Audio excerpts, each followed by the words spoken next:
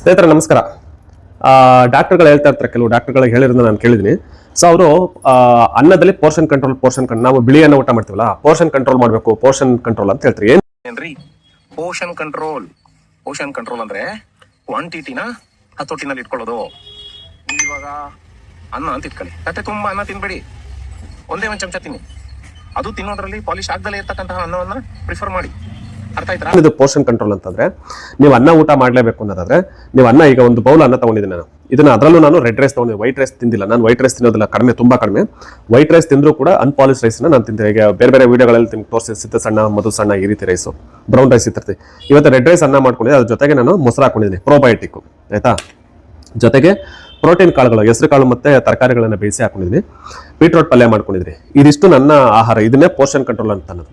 ನೀವು ಪೂರ್ತಿ ತಟ್ಟೆ ತುಂಬಾ ಅನ್ನ ತುಂಬಿಕೊಂಡು ಎಲ್ಲೋ ಒಂದು ಕೂಡ ಒಂದು ಸ್ವಲ್ಪ ಸೈಡ್ಸ್ ತಿಂದ್ರೆ ಆಗಲ್ಲ. ಪೋರ್ಷನ್ ಕಂಟ್ರೋಲ್ ನಿಮಗೆ ಇದು ಡಯಾಬಿಟಿಕ್ ಕಂಟ್ರೋಲ್ ಆಗಬೇಕು, ಓವರ್ ಆಲ್ ನಿಮಗೆ ನ್ಯೂಟ್ರಿಷನ್ ಸಿಗಬೇಕು ದೇಹಕ್ಕೆ ಅಂದ್ರೆ ಈ ರೀತಿ ಆಹಾರವನ್ನು ಸೇವಿಸಬೇಕು. ಯಾರಿಗಾದ್ರೂ ರೆಡ್ ರೈಸ್ ಬೇಕು ಅಂದ್ರೆ ರಿಕ್ವೆಸ್ಟ್ ಕಳಿಸಿ, ವಾಟ್ಸಪ್ ಮಾಡಿ, ನಾನು ಕಳಿಸ್ಕೊಡ್ತೀನಿ. ಒಳ್ಳೆದಾಗಲಿ, ನಮಸ್ಕಾರ.